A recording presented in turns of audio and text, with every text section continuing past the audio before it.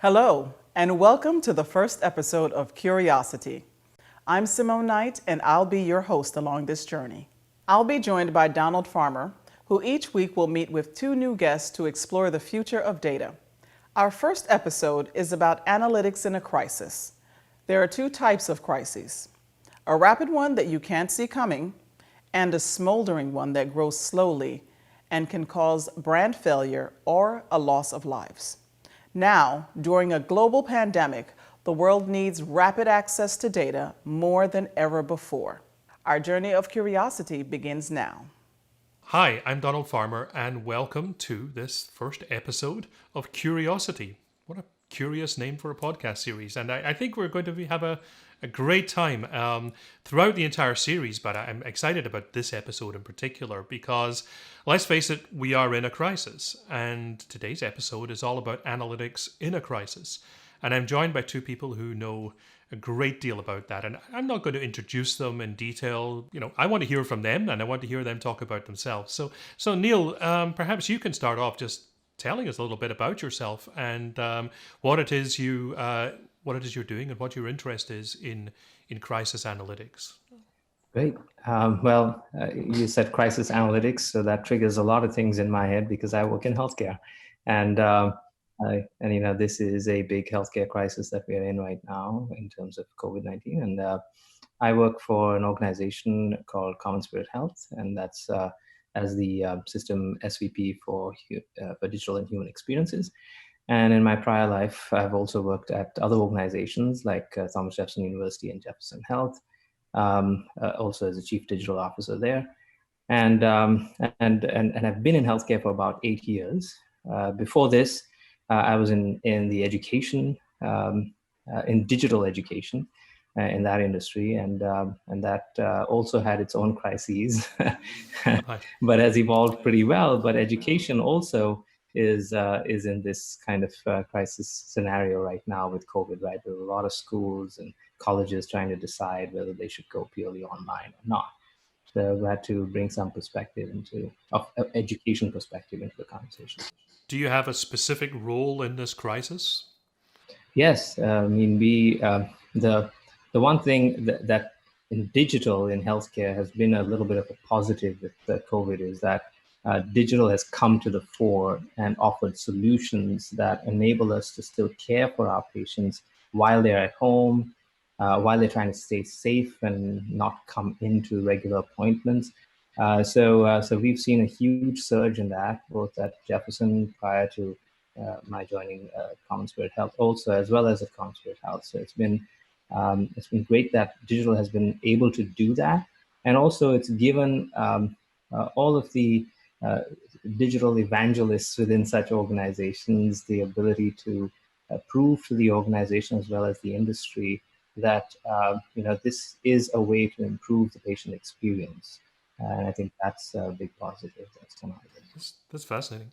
So Gisli, I should tell the viewers that Gisli and I go back a long way, over 20 years actually, and we worked together a little bit at Microsoft, and we've known each other for a long time. So I don't need any introduction to him, but perhaps everybody else does. Gisli, what about you? What's your current role? What are you doing? And I know you're not specifically involved in this crisis in some way, but I know it's affected you. So maybe you could tell us a little bit about that. Yeah, right now I work as the Chief Technology Officer of a nonprofit that's based out of Africa called One Acre Fund. And what we do is we help over 1.2 million farmers, smallholder farmers, which are farmers that live on like 1 acre or two. We help them escape extreme poverty. And I've been doing that now for the last year. But before that, I've been very involved in crisis around the world. I have been in the humanitarian sector for the last 25 years. I always have to think how many years it is, because I often realize that my 20 years are now 25 and so on. But I've been in the tech sector for over 30 years. So blending together technology and crisis and informatics and analytics is a key part of that. because we need to know where to respond, how to respond, and whether our response is actually effective. So that's kind of what I've been doing. Now you work in Africa, but I can see you're not in Africa just now.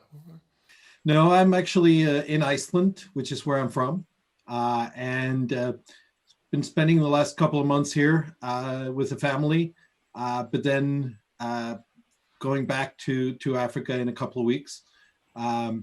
The nice thing, in a way, with the crisis that we have is, you work from home. So the difference of working at home in Kigali, Rwanda, or in Reykjavik, Iceland, isn't that much, except maybe my internet connection here is a little bit more stable. Well, that's actually not your internet connection, but it is something important to talk about. I think that this crisis in some ways has been different. And especially for you, because I know in previous crises, as everybody else has been flying out, you've been flying in order to deal with a crisis on the ground. So I know you've been to earthquakes and you've been to, kind of Ebola outbreaks and things like this. It's been very dramatic. And you literally wrote the book on crisis leadership. And a great book it is too. But this crisis is very different because now we're all kind of working from home. We're very separated, and we don't have that sense, if you like, of physical connection to the crisis. We're not flying in to solve it. The crisis is forcing us away from each other. The lessons that you learned and that you wrote about compellingly in your book, The Crisis Leader, do they still apply in this kind of crisis? They still do, but it's very important, like you point out, to mention that a pandemic is different from most like natural disasters or other crises, because normal crises only affect this one country or one region or one place. Even the Ebola outbreak, it mainly affected 3 countries back in 2014 and 2015, 3 countries in West Africa. This one is affecting almost every single country. But the same principles apply. We need to work on good information. We need to work together. We need to change our behaviors. Something that we learned back in 2015 with the Ebola outbreak was a critical thing. Some of us are struggling with that. But some people are, but the truth is that the only thing, apart from a vaccine, which always takes some time, the only thing that truly can stop a pandemic is people changing their behaviors. And we saw that, in the Ebola outbreak, was like once we knew where the hotspots were in the outbreak, and we're able to target those hotspots with behavioral messaging, that's when things started to go down, and the number of cases started going down, and finally you get to a period where they end up being 0, and that was all based on analytics. And one of the problems that we realized when we came in late 2014 was that the information about where the outbreaks were flaring up was sometimes taking up to 6 weeks to go from the most remote areas in like Sierra Leone or Liberia to the capital where decisions were being made. So we worked on the project we worked on with great support from the likes of Gates and Paul Allen and Mark Zuckerberg and Google and others, was to provide connectivity so that information could flow, almost instantly to those places. And again, that was analytics, that was information. Those are things you definitely need to prioritize in any crisis. Sure. So I'm wondering what Neil thinks of this, because Neil, your role, you're in a healthcare company, and you're in a healthcare company in an advanced economy with advanced technology where people have many of these, in theory, we have many of the tools and techniques that are needed for a solution. Is what Gisli's saying kind of resonating with you? Do you recognize that? And are you being able to address the same problems? Yes, I believe so. You've seen this also in the way that the treatments have changed, right, for COVID. initially, when it all started, February, March, for the US at least, there was a lot of doubt around what was causing it, how is it, what's the best treatment for it. And over time, I think because of these advanced analytics capabilities, we've been able to identify what works, what doesn't, what might be the real. But still, I feel there's a long way to go because this is something completely new. It's unprecedented.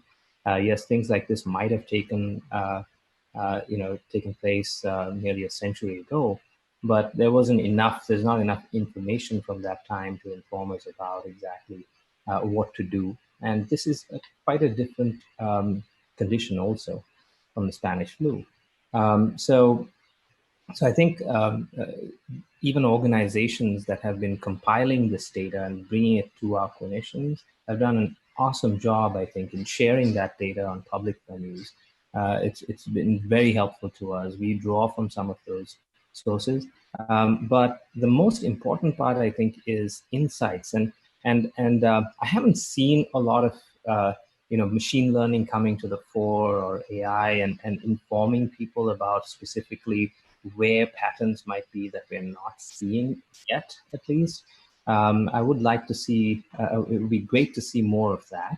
And I think we need to that built into some of the front end BI type of platforms that enable that type of correlation at least to happen. I'm fascinated by this question because for me, one of the characteristics of this crisis is how unprepared we've been for it. And how I almost feel like we're trying to invent a parachute after we've fallen out of the plane. And we're sort of working on what analytics do we need. We've all become data scientists. We've all become epidemiologists over the last few months. I see a ton of data being shared, but relatively little insight that people are able to absorb. And part of the reason there is that we're not used to seeing this information.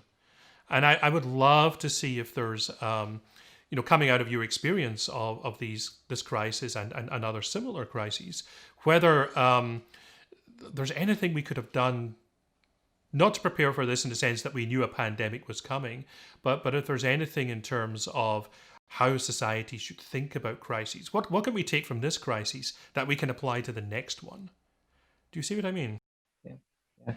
Well, from a healthcare perspective, there's a lot. I mean, this is not to make a positive spin on something that's negative, but this is kind of a treasure trove of data, right? I mean, you see large organizations, Johns Hopkins and others, coming forward and bringing this data together for organizations.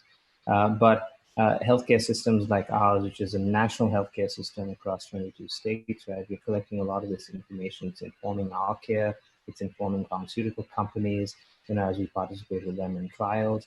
And I think it's bringing something which I know, Gisli, you probably saw through the Ebola crisis, which is a rapid form, almost agile form of development for vaccines and all of that. It's something that is probably unprecedented. We saw some of that during the Ebola virus, but the Ebola virus had been around for some time. And so, people just hadn't paid enough attention to it, I feel. But this is something that's affected, the entire globe, right? So people and organizations are really trying to come to terms with, okay, how do we accelerate the process of drug discovery and then rolling out testing, all of that. I think that's a big lesson learned, and potentially with a virus that isn't as deadly as, let's say, Ebola or something like that. So it would prepare us for something in case something happened or something came about. I hope not. The impact is very serious, but it doesn't have that kind of motivating drama that, say, Ebola had. Yeah. Gisli, the kind of crisis that you've seen in the past, they've been very varied. I mean, as I say, you've dealt with epidemics, you've dealt with earthquakes, you've gone in, and very often you're bringing technology into these places. They're very diverse types of crises, but do you have a kind of standard set of analytics? Are there things that you need to know that prepare you for these new types of crises? Yeah, I think we end up having the same problems almost every time. And as much as we try to preach preparedness, preparedness isn't very sexy. There was an interesting study done about a decade ago by some Nobel Prize winning economists And there's a study done for the World Bank, which showed that for every dollar spent on preparedness, you could actually save $6 or more on response. Yet funding for preparedness, at least in the humanitarian and disaster space, is at a minimum. But when it comes to the analytical part, there are a few things that we always see are failing. One is the baseline data for the places we go into and so on usually doesn't exist. If it does, then it's in multiple different formats with multiple different stakeholders, and it's really difficult to just find even like simple things like what are the administrative regions of a particular country. The states, the districts, the down to the city level and so on doesn't exist in many business cases. terms, we'd be talking about the master data. The master data Exactly. doesn't exist for these things. Doesn't exist, and if it does, nobody knows where it is. It's sitting in a drawer somewhere that somebody created at some point. So that's one thing that we run into. The second thing we run into is lack of willingness of the different parties in sharing data. And it's like, I said to the UN Environmental Program, a decade ago, I said to them, I think that the data to solve the climate crisis exists today. It's just that it isn't being shared by anybody with anybody. And the head of the UN Environmental Program said, I think you are right. So the data, it exists, but we aren't sharing things between us. It's remarkable. You're describing flying into humanitarian crises, often in the third world, certainly globally, and you're describing problems of data sharing, you're describing problems of lack of master data, silos of data, but you could actually be describing exactly what CEOs and CTOs in some of the most advanced economies in the world are going through right now. The distinction actually isn't that great. It's remarkable. And I know you've worked with those people too. Exactly. I think Ray Ozzie, the former chief software architect of Microsoft, he phrased it very well when he said, the difference between what happens in the humanitarian world and in the corporate world is that in one case you may be talking about losing dollars and millions of dollars. In another place, in our case, you're talking about the lives of people that can be on the stake, and that you learn much faster when there are lives at stake. So taking some of those things to learn more about how to deal with these same problems. Neil, you're right at the front end of this. Of course, you're working with saving lives. I mean, you're in this healthcare business, and these problems that I say I recognize so much: the problems of data silos, the problems of not having the basic fundamental data, the master data that describes the organization and the administration and the way in which things are structured. Is that familiar to you, Neil? I mean, do you still see these problems in healthcare, especially in healthcare analytics? Absolutely. I mean, healthcare is kind of notorious, right, for having. Is it worse in healthcare? Yeah, I think so, because there are different ways of measuring different aspects of healthcare, right? I mean, even if it's metric systems versus something else, so you have those issues. You also have different ways in which physicians even note about a patient, right? And different ways because this is language that we're talking about here. It's different, different languages too. So if you're trying to get a kind of composite metric around anything, it's very, very hard. It's not easy. I think things that structured data, have always been a problem inside of healthcare. Some level of subjectivity also exists, in that data. So passing that out, understanding, you don't always get the full picture because it's not always all there. A patient can go to multiple different systems. Doesn't mean that data is always efficiently shared across each of those systems. It also depends on the person who's treating them. They might see a connection while someone else might not. So, there's all these different nuances to healthcare data. It's not like the weather many times, not like looking at weather data, but even weather data is super complex, right? There are Right. millions Yeah. of variables that play into it. So I think what we are understanding through this crisis is that we don't know a lot about our own bodies. You know, one you asked earlier about the metrics that you try to focus on in a crisis. One of them I would say is this diversity metric. Especially in crises like these, because we are a very diverse race, right? We've got different countries, different languages, different people, different governments, all of that. So in these types of global crises, I think it's important to also study the anomalies. If there's an anomaly somewhere, or why is that anomaly there? Even the patterns in COVID itself, we haven't still understood, right? Why are kids less affected than older folks? Why are men more affected than women? So all of these types of things that we have to still figure out. Some studies are saying it's associated with your blood groups and these types of things. Is that real? We've got to be able to figure these things out a lot faster, and even maybe have them proactively revealed to us by software, by machine learning, by AI. I think that is very important. But I will say one thing: the modality that we are kind of going towards, the digital modality of delivering healthcare, will enable some of that to happen a lot faster into the future, because we're collecting, unbeknownst to us even right now, even on this call, right? If we record this, we're collecting different forms of data that we don't even measure right now. And in healthcare, we don't. The color on a person's face when you ask a certain question, or how are they feeling? Is it different from the last call that I had with them? All these different types of things we don't measure right now could be measured by software over time. Interesting. This is something that's been very interesting to me, the role of machine learning, predictive analytics, artificial intelligence. And we're starting to see this in the COVID crisis. We're all talking about machine learning. We're all talking about, and I've seen people, create very complex statistical analyses of what's going on. And sometimes it's a complex statistical analysis to say, this is why you don't need to wear a mask. And sometimes it's a complex statistical analysis that says, this is why you should wear a mask.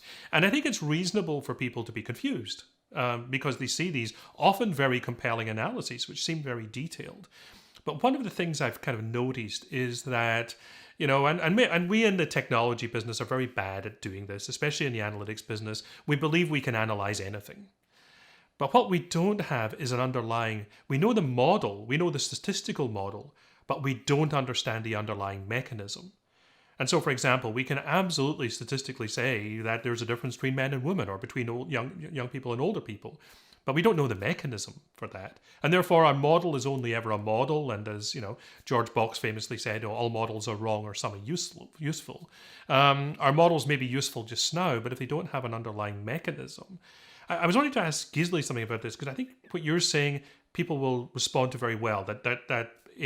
We can see machine learning, we can see predictive analytics, we can see artificial intelligence in healthcare.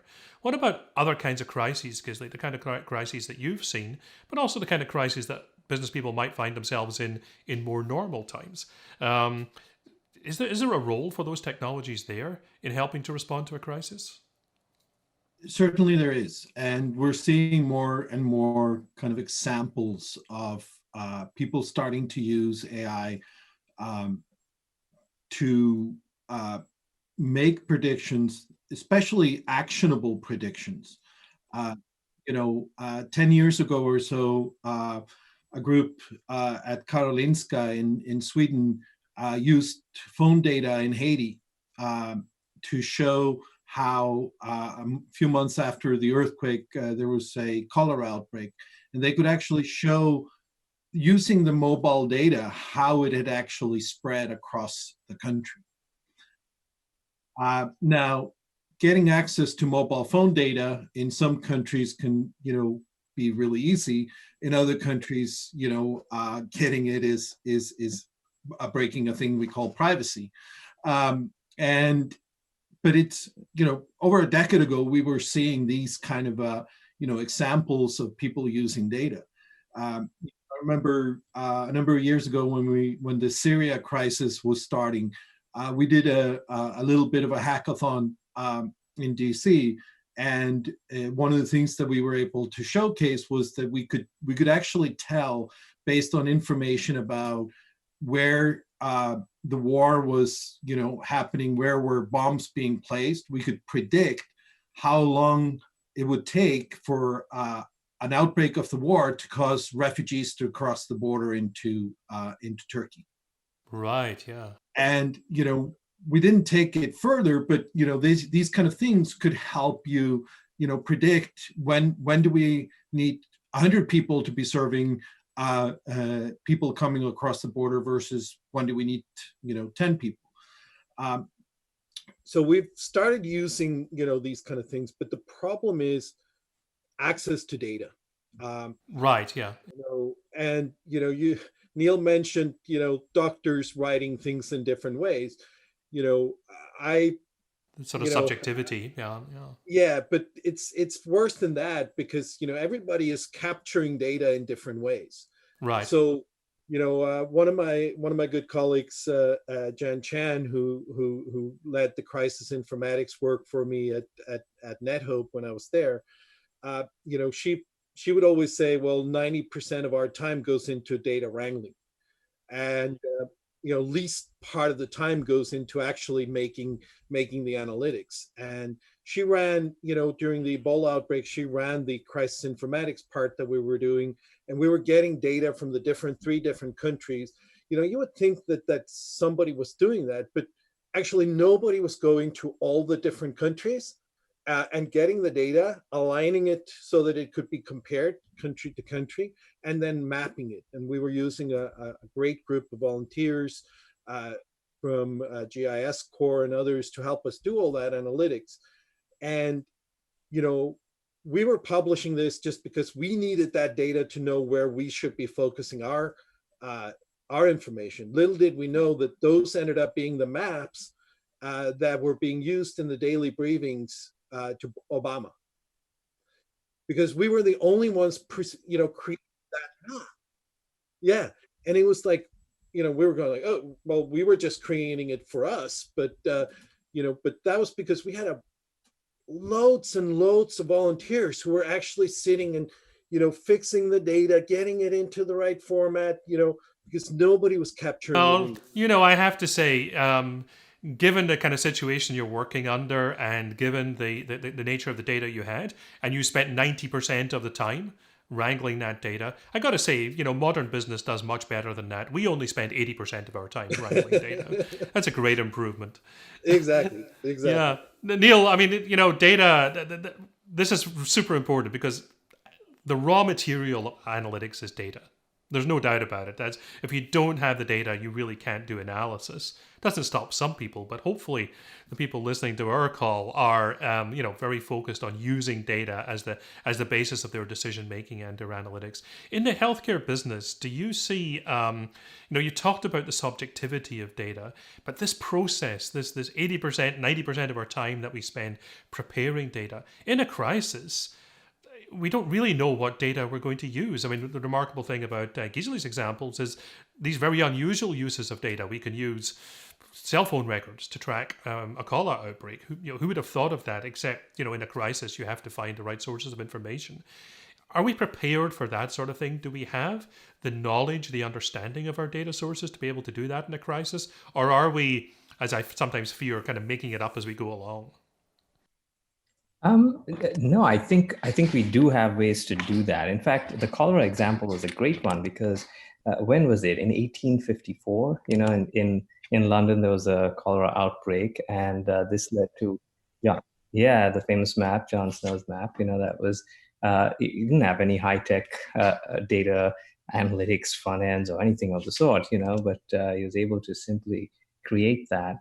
Also, if you look at Edward Tufte's book on visualization of data, right, and Minard's map that shows Napoleon's push through Russia, which is a multivariate display, right? There's people have done great kinds of things like that. The main thing, and somebody said this some time ago, is that the future does not belong to people that have the right answers, but have the right questions. you know, and and I think it starts with that, the ability, and machine learning has not yet been able to give us that, right? I mean, yes, it can reveal some patterns. It's up to the humans finally to also have that spark moment, or that moment where you say, hey, maybe that's something that's affecting it, and can I check that out? That's the whole point of research most of the time. So I think we have to get more creative with that, and in situations like the COVID crisis, we have to get creative with it really quickly, which requires a lot of people to work in parallel. And we've seen that in healthcare, fortunately, during this crisis, we've really seen it, where multiple departments, because of the scale of this and how it affects people's lives, right?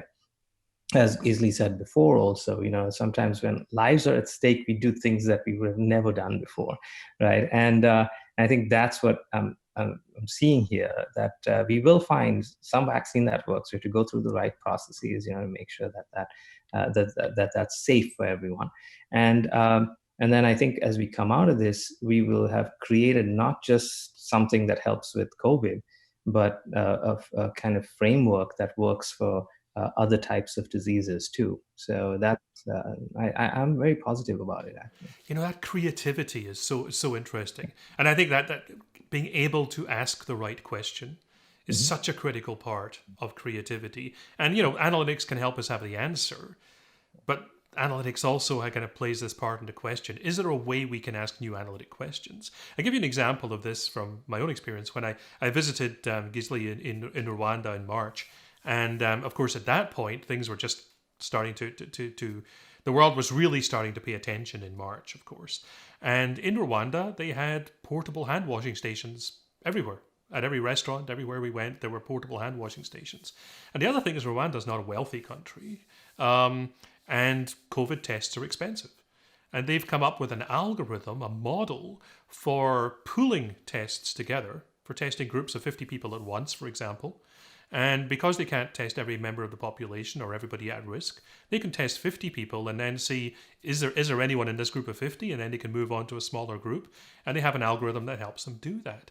That's a very creative approach to that. It requires you to have the analytic knowledge. First of all, you have to have a valid statistical model so that you're not wasting your time and wasting your tests on doing that. But it's super creative. I'm wondering, Gisli, how do you find the right questions? Every crisis is new. How do we find the right questions to ask? That's a good one. Interestingly enough, in the humanitarian sector, we do a lot of data collection, asking beneficiaries and so on, all these kind of things. And somehow I sometimes say that, when we deploy, we forget all the questions we asked before, and we create a new Excel sheet to enter new questions into. Thankfully, that has improved, and people are starting to look at it and say, okay, what are actually some of the things that are making a difference? What are some of the things that we really need to know in order to respond correctly? But I still think that we are not sharing it as much as we are or should be. And I think, Neil, you touched upon a very important topic, which is, this crisis will help us create a framework for what questions to ask in next emergencies or next pandemics. But it will also create the frameworks for collaboration, frameworks around, how do we get to those questions? And like you say, each time there is a difference, but I would also say each time there's a lot of similarities. Right. Yeah. Don, can I add one more thing to that? Fantastic. Because I love how you tied that together.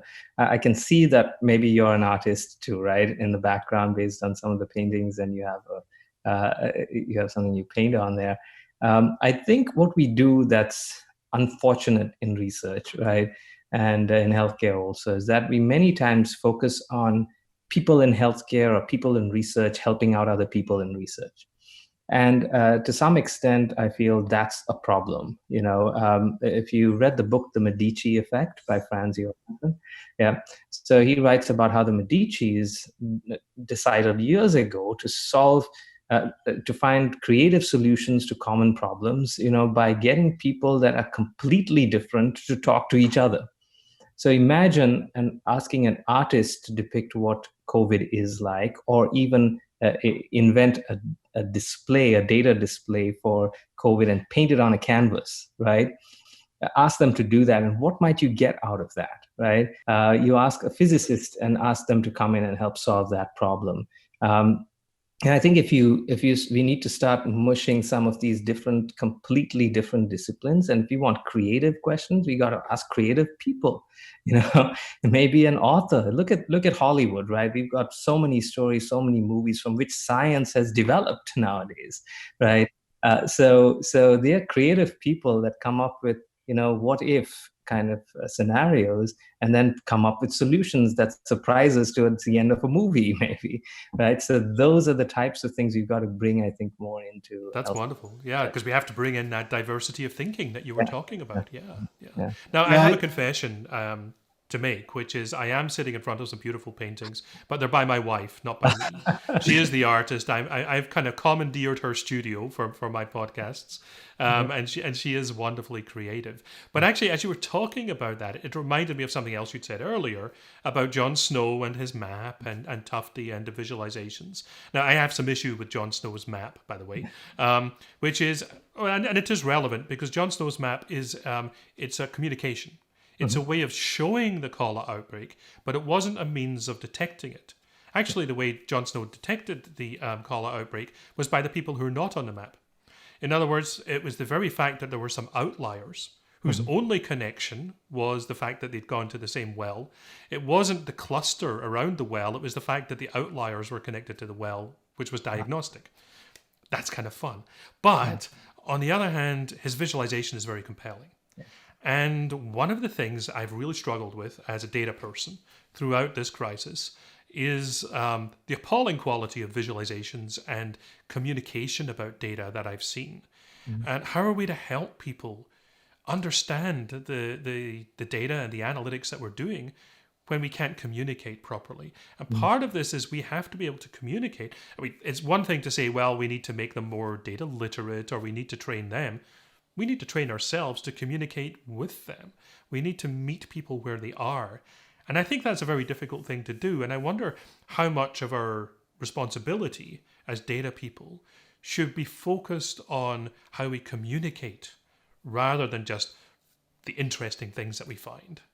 Gisli, Neil, you got ideas about that? Yeah, I think one way to look at it is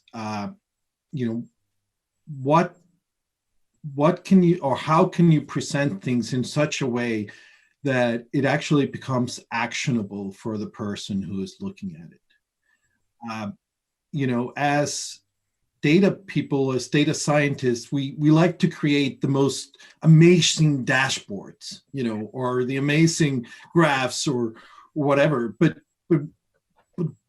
that's not what I need. Yeah, it looks nice and all that, but I'm trying to make decisions. And we so often forget to go and ask, what are those decisions and what do you base them on? And we need to go back to that old term, 50 years old, decision support. That's still what we're building, decision support systems. Yeah, except they're just a little bit more fancy nowadays than 50 years ago. And we call them business intelligence or machine learning, but they're still decision support. Yeah. So I think, part of it is almost the same as in, software development. It's doing the UX part, it's actually understanding your user and understanding what they need to make decisions upon. And, in my current role, that's something that we're looking at very heavily is like, what are the key decisions that those staff, as we're transforming the NGO I work for into a more digital organization, it's like, what are the key decision points that you have?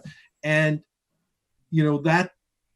then can be translated into what data do we need to collect, what dashboards do we need to create, what reports, how do we present it to them? How do we present it? But in the beginning, it's understanding the actionable information, not representation of something. And it's, something that we learned not just with data, but like, when we're describing the situations, immediately after a disaster, we're describing the needs that are there, how many people are affected and all these kind of things. And very often we create a description that, almost you look at it and you go like, well, that's great for reading up on the nightly news. But, as a response organization, what is in it that I can make decisions based upon? And often we lack that. So Neil, this is fascinating because... Can I add one more thing to that? Please, because you have to think about how we present this. Yeah. Well, I think there is that aspect. You certainly need to be able to create a data that is actionable or presents an actionable storyline, right? But the story is important in that too. We have to be able to tell a compelling story behind the data that engages the people you want to take action, right? Those folks that need to take action. But I think another important aspect is humanizing the data. At least in healthcare, that is super important for us. I'll give you an example. When I joined one of the healthcare organizations I worked with years ago, we were trying to build a data display for the ER to help move the ER, much faster. So we saw a problem in that we saw that people were taking time because they were operating in a kind of waterfall manner. So, and they were waiting for data to get to them or someone to give them direction. But if they had the data, they could do the task in front of them, take the action, as Gisli was saying, right? But in this storyline were some blocks for us in this process. So for example, we sent a ticket to somebody to set up a database connection for us to build this data front end. Well, that was sitting for 2 weeks in someone's ticket line. Until one Friday, just as I was getting ready to leave, I walked into that person's office and I told him the story of what we were trying to do and how it would affect people's lives, right, if we did that. And, that evening itself, it was done. Because before that, to him, it was just a data point, right? It was just something that he needed to act on. And he doesn't wake up every day saying, I'm going to really mess up healthcare, right, in the morning. He doesn't. He's there, he does his job, and he makes sure things work. But until we humanized that data point for him, it meant nothing. So I think we've got to do that, which is why also in crises like this, sometimes there's an automatic humanization of that because it could affect you, your parents, but it's not always the case. Like climate change, it doesn't get humanized enough, right? Because we don't see it affecting us like as COVID-19 or something like that. So I think we need to be better at humanizing that and maybe even have that in some of our data displays. Like a question you ask the person when they're building that, how would you like to humanize this? This is fascinating because I think I come back to, how we use this, not just in a crisis, but in business in general. And this idea that we don't humanize is fascinating because we don't. We tend to assume that people will be engaged because they're engaged in a business or because it's relevant to them. But you have to reach out to them and reach them where they are. You can't expect them to necessarily sort of step up or understand the data without actually bringing it to them in their terms. Yeah. Oh, it's fascinating. So Gisli, as you think about, it's interesting talking to you just now because you're in a technologically advanced, highly educated country with great resources, and you're working, in fact, in agriculture, essentially subsistence agriculture, very remotely from where you are today. I mean, how do you humanize your work? The way I do it and the way we do it very much at One Acre Fund is always talking about the farmers that we're serving. We try to use a lot of stories about real farmers and how we have impacted their lives. And it's connecting, making that connection, making that human connection. We also try to do a lot of even when, we hire people, we take people out to meet the farmers, to meet the people that they're going to be serving.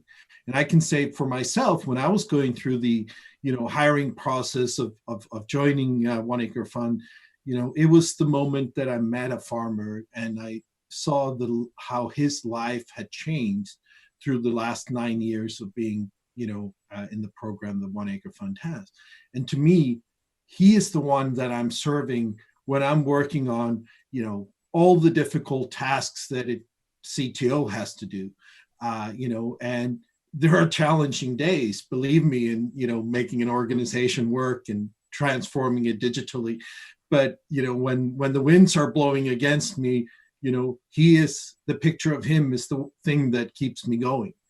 So this is very I think, compelling. So you have this very compelling humanization of the yeah, problem, which is sustaining you now that you're remote. exactly. You carry that And with you. and this is what we did, when we were working like in the Ebola outbreak, and we were working with the various volunteers that were helping us out. We had hundreds of GIS volunteers helping us, and the way we kind of help them get the drive to do this, on top of being in their normal job and all of that, was by telling them the stories about how they were affecting people's lives and why. The big why is what you're doing so important. And this, Neil, from healthcare. It's easy to talk about statistics and say 20 people were infected today, 10 people died, whatever, but when you hear the stories of the individuals, when you hear the amazing stories about the frontline workers who are putting themselves in danger every day, that's when you go like, what can I do to help? How can I contribute to that? And all of a sudden, 8-hour days become 16-hour days, but you go to bed, happier than you were in a normal 8-hour day, because you've made an impact. And I try to take that at least into the tech work that we do, and make sure that connection exists, that it's not just that you're creating yet another database table or yet another OLAP cube, or it's about what is that information enable, and that's when you get people excited. I think this is wonderful advice, because you can apply that. Yes, we're applying it in a humanitarian crisis right now, and you've applied it in many humanitarian crises and in your work. And Neil's clearly applied that very practically in a crisis too. But I can also see it in what you might call more mundane crises. That almost any CEO, any CTO, any CIO has this task of humanizing the output, the outcomes that they're looking for, and speaking about it in those human terms. So if we could maybe go back to days before our crisis, does this resonate still that this humanization is critical?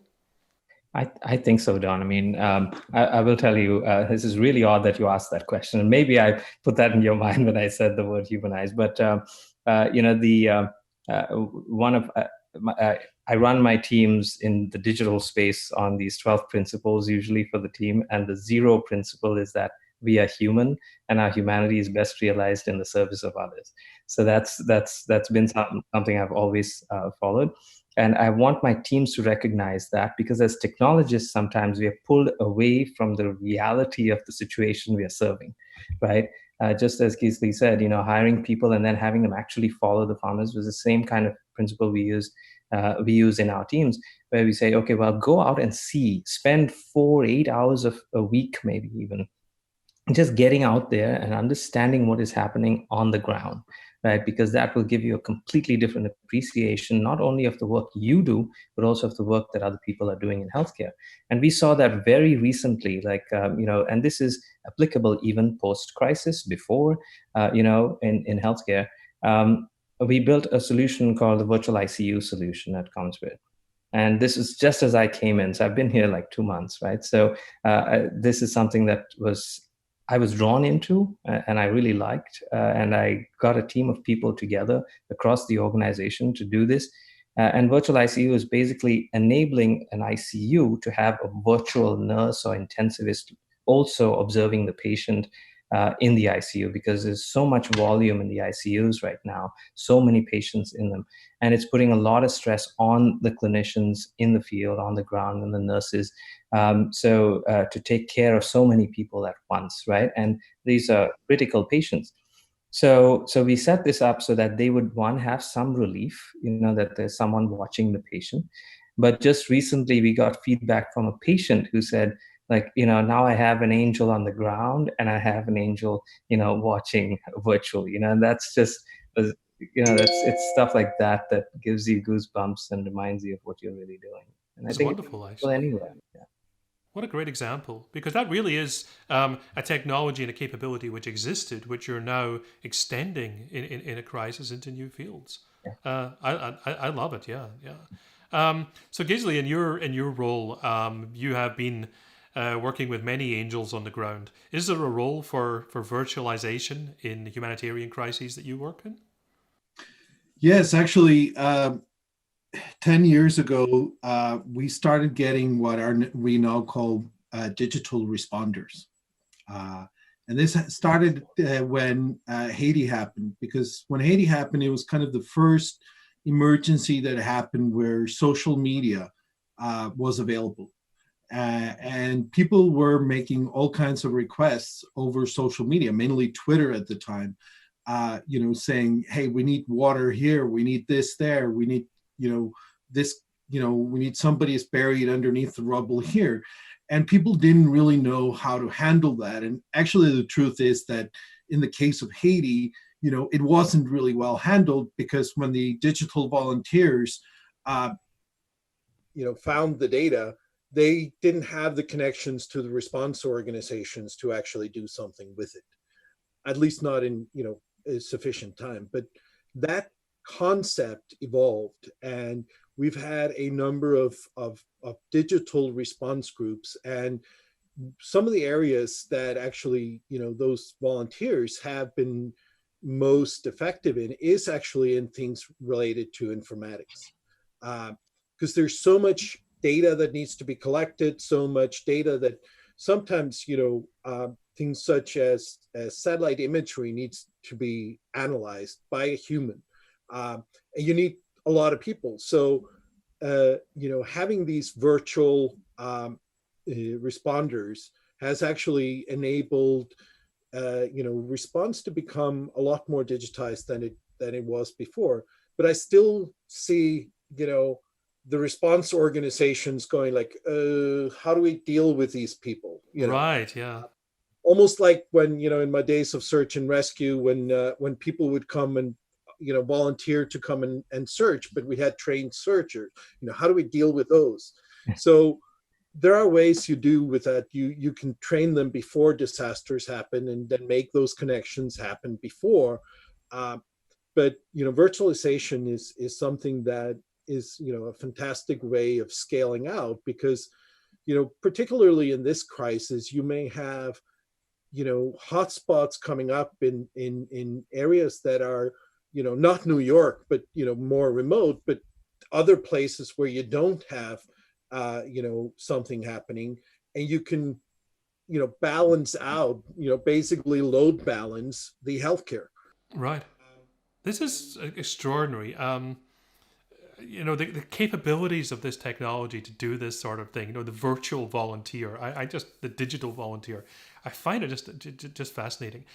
We've covered an amazing amount of ground and remarkable number of topics, even within the scope of analytics and crisis and this specific crisis. I want to kind of wrap up in a way with, are there ways in which we can bring this back to, the person who's selling refrigerators in Milwaukee, or the person who's building this, construction company in Denver? Their crises are different. They are human crises, as all crises are, and we need to remember that. But if you were advising them, what would you bring from your experience that you could help them with? What do you think you could tell them that you've learned through crisis management and crisis analytics about how they can use analytics in a crisis to help them. Just brief advice that you could give them. Well, firstly, I would say have a focus on data. I feel like I've worked a lot with small business owners, and just as a passion of mine, and many times they're not as informed as large organizations, right? Because large organizations, their business many times depends on how they manage their data. And yes, there are systems that are being created for small businesses also, and that they have access to, but not every small business uses that. So be aware of the data you have and treat it as a tremendous, tremendous asset, and not just as a small business, but even as a human being, right? I have some colleagues who are working on this type of almost this new amendment to the Constitution that says, your data should has value, and it should bring that value to you, and you have to have some control over that. There are lots of organizations that are using our data every day. How do you actually create data as a personal asset, just like property, right, that you buy, and then you can actually use that to earn something from it. So I think these businesses also need to think that way, that data for them is an asset, not just to improve their business, but also to earn something through participation in consortia, communities, these types of things. And most importantly, to also understand that these types of epidemics and things that are happening are going to keep happening probably into the future as our populations increase and all of that.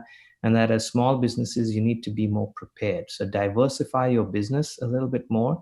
Yes, large companies like Amazon and all that are doing that now and are well prepared for these types of situations. Digitize your business so that you can actually have and do it simultaneously. Yes, you may be a great boutique shop that let's say sells flowers, right?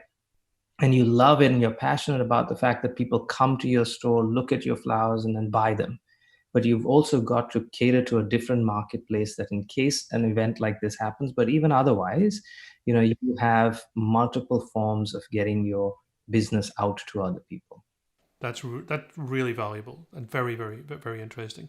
Gisli, what about you? Do you have any advice that you can bring? And for people in the ordinary run of business who face perhaps more everyday crises than you're used to dealing with, but what would you tell them? I would very much emphasize what Neil just said.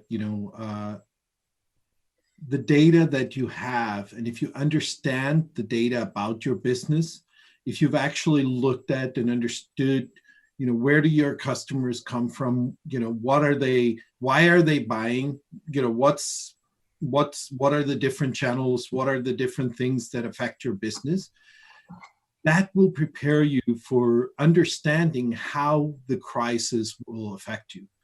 Any crisis, whether it's a pandemic, whether it's an earthquake or a hurricane or whatever it is, or even just a financial crisis like we had in 2008. Truly understanding what you have. There's examples of restaurants where some kind of in the midst of the pandemic, some kind of went like, where am I getting some support? What can I do? Whereas others understood that, the customers wanted the food. That was what was important to them, not necessarily sitting in that restaurant. It was the food that people go after. And how do you overnight change from being a place where you serve customers into a place where you serve deliveries? How can you change the staff, who used to be waiters? How can you make them, customer service agents or whatever you need to or delivery, people, whatever you need to help them survive. And that's an understanding of the business, and and really understand then how you can turn that around. And you've seen, I think, endless stories. If you search, you can find endless stories of people who really did this, small business people who understood what they had and then changed it around and did something with it. I think this is so important. if I was to take away a few things from today's call, which has been wonderful, I really enjoyed this conversation. This understanding of where you are, that you need to know where you are if you're going to respond to the unexpected. It's not just about the agility to respond, it's ability of having that basic information in place is going to greatly help. And then this emphasis on decisions, which I think has been fascinating, and being able to present information to people in ways that enables them to take decisions. And then finally, and most importantly, running through the entire thread of what we've been talking about, this human element. We can never forget that in any crisis, it's a human crisis. And we're dealing with human beings, we're serving human beings. We may think of ourselves as leaders, but we're leading human beings, and we're human beings ourselves, with all the flaws and all the amazing things that we can do with our part of that. I would like to thank you both, Neil and Gisli. This has been a wonderful conversation, a great start to our series, and I wish you all success in what both of you are doing. Tremendously important work. Thank you very much. Analytics offers us the ability to thoroughly understand our work's past and present as a guide to our future. On behalf of Donald and I, we invite you to follow along as we continue our journey of curiosity. And don't forget to subscribe. You won't want to miss a single episode. Episode 2 is where we'll be discussing the dynamics of data. We'll explore the challenges of dark data, like emails and messaging, which is rich in information but often difficult to interpret through traditional analytics. So join us next week and follow us to the dark side. And remember, stay curious.